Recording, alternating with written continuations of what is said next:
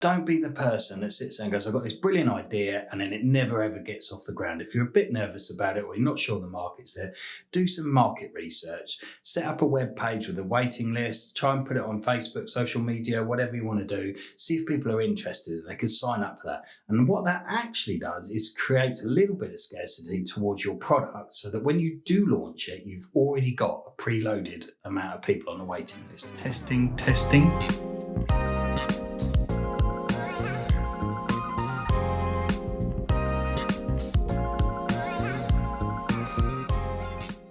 Right, everybody, this is just a little kind of bonus video, I suppose, just to round out season 1 of the podcast. We're going to have a quick recap on literally kind of maybe your sort of 3 or 4 main kind of points that we covered, some really big bits that stuck out to me and some fun moments, and also just kind of a general recap and a bit of guidance as to exactly what we've covered in season 1. So I hope you enjoy this. So we're going to start off at looking at our very first one with Catherine from Mango Insurance. So that was a few episodes ago. If you want to have a look back, you can watch any one of these or any of the ones that I don't mention. So please feel free to go back through the archives. Some real golden nuggets and some snippets in there for you to take away for your businesses.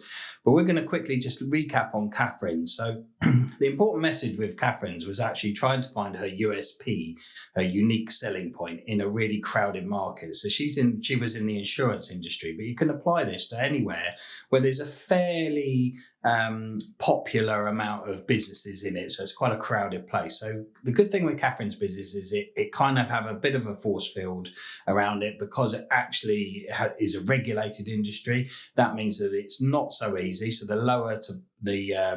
it's got a lower barrier to entry, which means that someone can't come along and start up next door to you or whatever. But it is a fairly crowded market. The brokerage market, I mean, you just go on Google, you can just whack in like insurance broker or something like that near me, and I guarantee about 20 of them will come up. And there'll be all the way from one-man bands to people that have got maybe like half a dozen or a dozen or so staff. So how do you stick out in that market? When we spoke to Catherine, we actually looked at some of the ways that she was trying to stand out in the market, which was being small, being local, because the industry's gone through kind of like a bit of a change, if you like, where a lot of the bigger firms have bought out some of the smaller ones and they're growing into these like mega insurance companies. So she was trying to pick up in that market where you kind of still need that local kind of touch or whatever. The thing that we actually looked at was whether or not she'd actually really done any kind of brand research to that as to whether that was really what people wanted to see. There was talks about opening branches and shops and things like that, and then localizing themselves. And then geographically, you become like all about your local area. So we spent quite a long time talking about really the kind of like, why would you do that, if you like? So I'm being inquisitive. I'm not sure localizing herself around there was always going to be that great an idea. It's good in certain scenarios, but it really depends on what the long-term strategy and goal was for Catherine. So that was a really interesting podcast because we kind of touched on, I think, a topic that's quite prevalent for a lot of businesses where they're in a crowded market. You could be coffee shops or you could be, I don't know, gyms or something like that. Like there's always, every town's got like 4 or 5 gyms in them nowadays. So I think making sure that you stick out and you're not just trying to do something that people have moved away from as your USP. So like if everybody's going online and you go, well, we're going to be the one that isn't online and we're going to be bricks and mortar, make sure you do your maths on it, because there might be a reason why they're going online, and that is because it is no longer feasible to have a bricks and mortars type store. Or maybe it's just because people are obsessed and driven for value for money in terms of getting their prices down, so they've got rid of their bricks and mortar stores. So if you structure the business right, you can have that and capture that audience. But you always have to remember, does that audience exist? If you think about the insurance industry, with Catherine's in, really, it's quite complicated because she's going to be thinking to herself, oh, I'll open this bricks and mortar store, but actually your kind of baby boomer, maybe people over 50s, those kind of things, they like to come in, have a chat and a coffee and the rest of it. And that's quite time consuming from a business point of view. And as the younger generation, maybe your kind of millennials backwards, I never remember whether it's Gen Z, X or whatever, and where the things are. Apparently I'm a geriatric millennial, so I was at the end of it. So I don't know, there's even subcategories there. But either way, basically you need to figure out, is in time that market going to disappear? So you're catering for those baby boomers or those over 50s that are kind of happy coming in and seeing people. But as we move forward, is that younger generation actually going to care about that? Are they all just using it online? I mean, we run a lettings agent, block management company, the rest of it. Apart from contractors collecting keys, we get very little passerbys coming in. So the market there has moved on.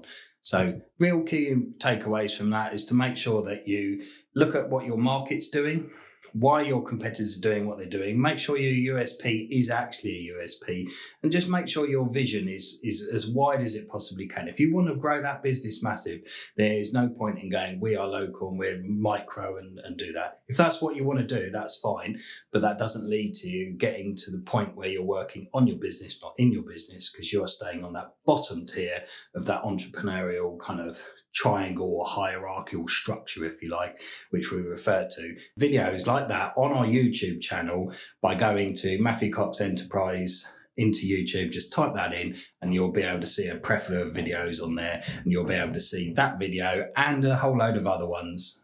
So if you want some quick actionable tips that you can take away today, my key tip here is to make sure that you actually do some market research. You talk to your clients, you have a look at your data analytics for your website, that kind of stuff, and actually make sure that your vision is actually where your company's going. So you might think, I'm going down pathway Z, and you're thinking that's where we want to go. But actually all your traffic and all your interesting things and your actual input from your clients and what they want, it might be going over here in Z or Y or whatever the other letter was that I referred to.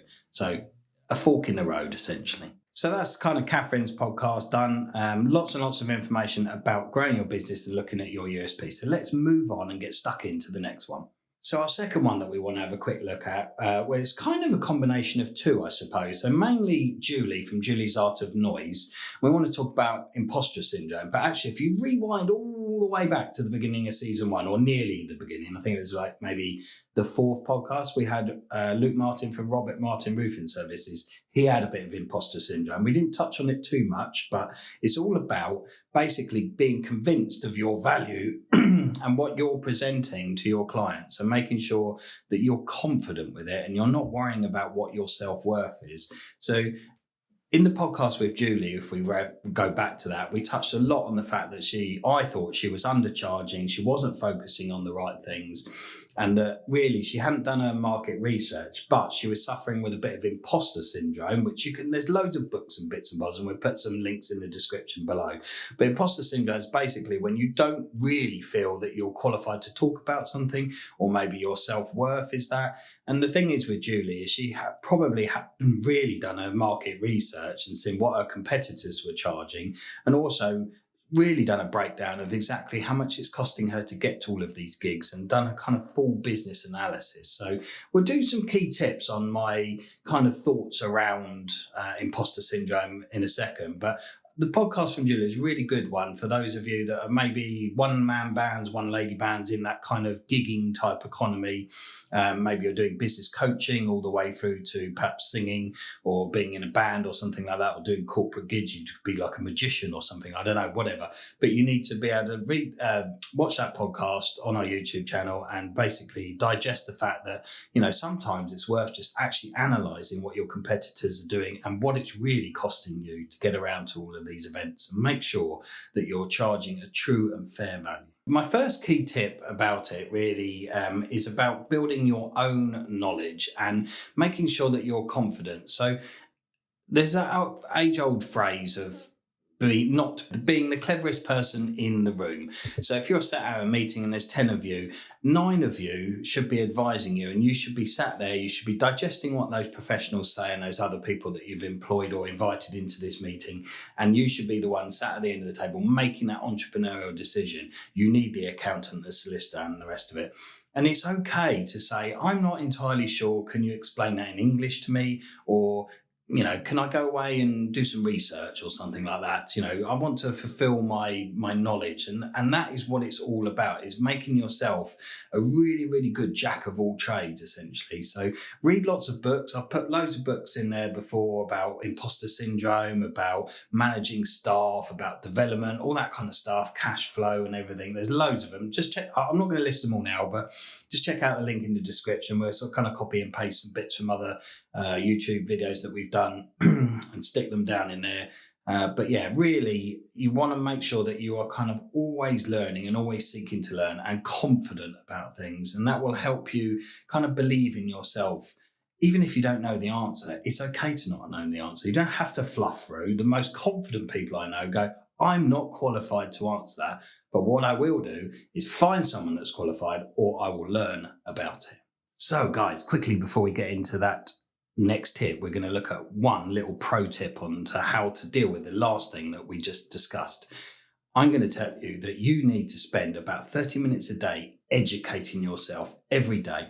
Now, the one key tip that I would say, brilliant thing to do, is obviously go and listen to all the rest of my podcasts and videos and audio files and all the rest of it when you're driving along. Obviously, that's a shameless plug, but that is a really good way of expanding your knowledge. Failing that, read some books or listen to some books. Time and time again, what do you do in the morning? You sit in the traffic. I know some people work from home, but you might spend the first hour or so just chilling in the kitchen or whatever.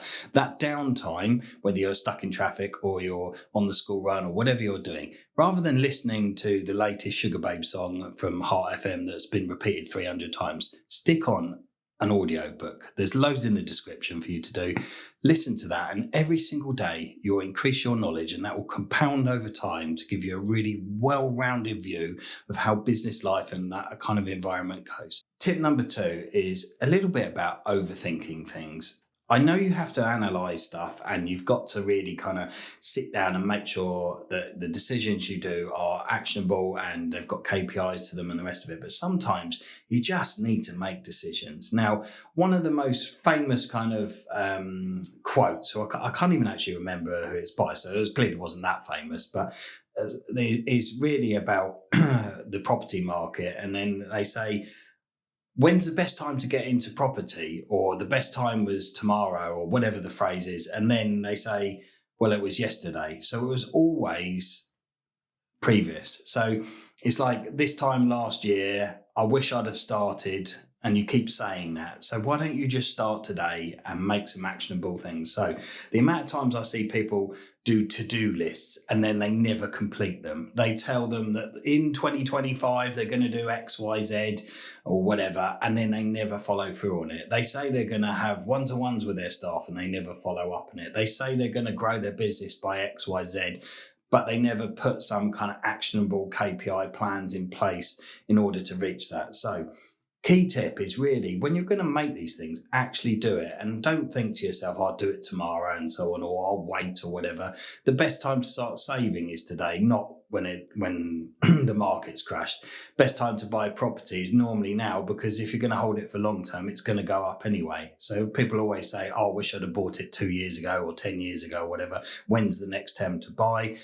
And the next time to buy is now. That's a common phrase. So that's more about the quote that I had, and my brain's kind of like remembering it a bit now. I'm sure we can insert who did that quote, but basically the whole premise of it is about making sure the stuff that you decide to do is actionable and you actually get on and do it. So number 1 tip is do your lists, make sure that you know what your plans are, and then make sure you actually commit and do them. I don't want to hear that you didn't complete your list when we get to 2026. So gang, another little pro tip or an extension to the last tip before we get into the next one. You want to know that it's okay to fail sometimes. So if you take Amazon, for example, they had loads and loads of products that they launched and failed. So the Amazon Fire phone, I don't know if anybody ever remembers that. Whole load of other plethora of things that they've launched and have not taken off at all. And they've wasted millions of pounds on it. But then you have AWS, which is their actual internet backup service. So they take data and store that in the Nevada desert somewhere in the cloud, even though we all know it's not really in the cloud, but it's what we terminology it. So you take that, and that has completely wiped out all of those previous losses and the rest of it. So I remember Jeff Bezos saying something in one of his speeches like, if you think the Fire Phone was a flop, you wait and see the graveyard of other stuff that we've mucked up on. So don't be scared. Sometimes you have to invest in money, and things will go wrong, and you need to do that and take that leap. Obviously, there's sometimes you might have to take a small leap into things. So Daniel Precy does a really good couple of books on actually things called like waiting lists and testing the market out early. So I suggest you read some of his books. He's a big fan of doing kind of waiting lists and initial market research to make sure what he's going to launch actually has an audience. So make sure you do some of that, but don't be the person that sits there and goes, I've got this brilliant idea, and then it never ever gets off the ground. If you're a bit nervous about it or you're not sure the market's there, do some market research, set up a web page with a waiting list, try and put it on Facebook, social media, whatever you want to do, see if people are interested, they can sign up for that. And what that actually does is create a little bit of scarcity towards your product, so that when you do launch it, you've already got a preloaded amount of people on the waiting list. So just before we move on to the next tip, the pro tip, if you like, or extra nugget of information would be to keep some sort of journal or list of stuff. So Danny here, who does our editing, she just suggested to me that it would be a good idea to keep a journal. I'm not a big fan of journals because they are paper. So what you need to do is take your iPad or your computer or whatever, or maybe some sort of notes thing on your phone, and make some notes back to yourself. Actually, to be fair to Danny, even your iPhone now has a prompt every single day that says about putting in your journal. So use that. Again, it's not paper, so that makes me feel better. And we're saving the planet. It's not just a perversion to paper. It's good for the environment. But anyway, that aside, if you like paper, use paper, but make a journal and make sure you kind of list out those things that are failures, and maybe put some things down that you think might fail. So some things as you started to do stuff, you go, I can see this coming in the future.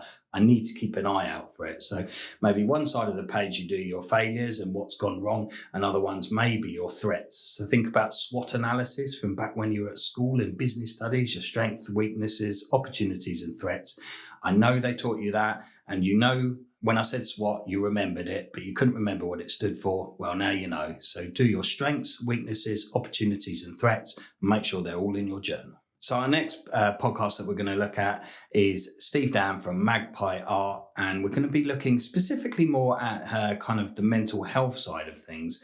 So on the podcast, I noticed over season 1, we had quite a lot of people talk about dyslexia, ADHD, mental health, that kind of stuff, and work-life balance and things like that. So I thought this was a really important one for us to actually have a look at and kind of dive a little bit deeper into.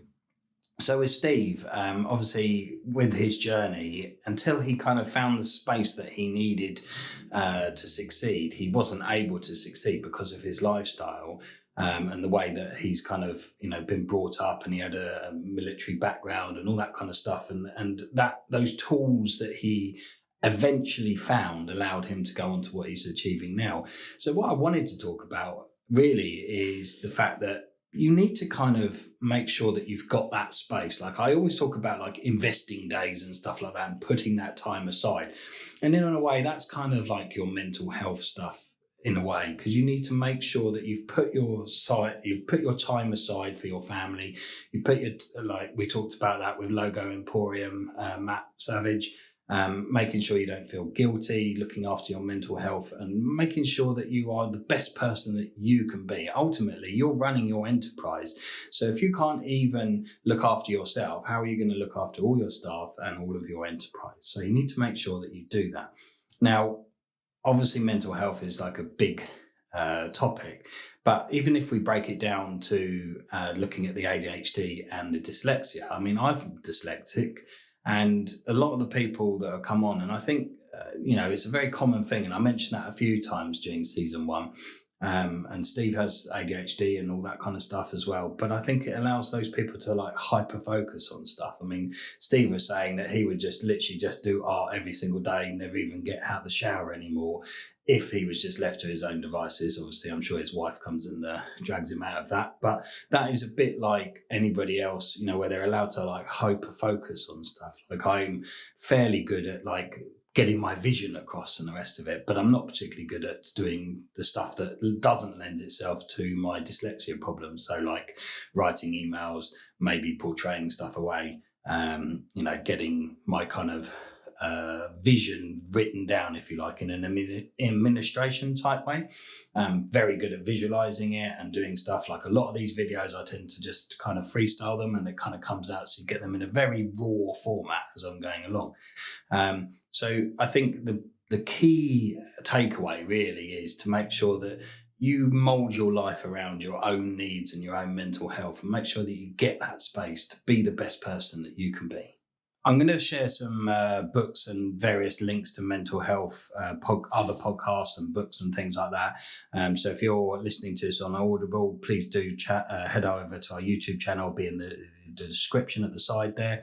And I think, you know, a key part of like trying to make sure that you're managing your own time is to pull on those key resources. Remember in the last tip, I talked about not being the smartest person in the room. Well, the sooner you accept that, the better you are. Like as soon as I accepted I was not particularly good at proofreading my own emails and got somebody else to do that for me, the productivity went through the roof, because I'm not spending my time stressing myself out dealing with whether I'm using the right where or where. I mean, where or were or said, you know, those sort of things on there and there. Like I really struggled with that. Second, that, I mean, I'm a bit better at it now because I've trained myself.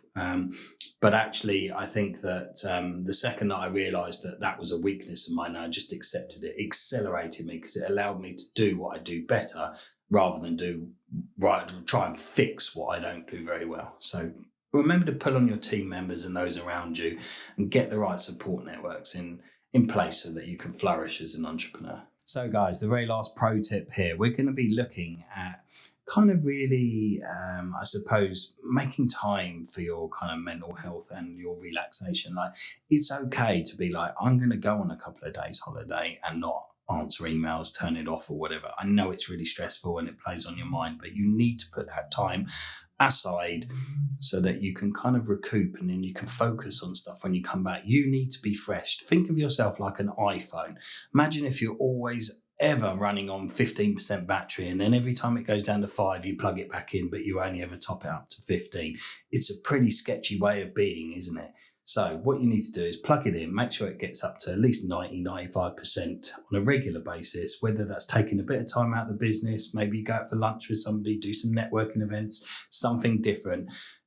Focusing not on the business all the time or being in it. You can still have it in the back of your mind, but not being in it, involved with the day-to-day running, is really going to do your mental health well. So remember that iPhone charging analogy. Make sure that you get up to that 95% every now and then.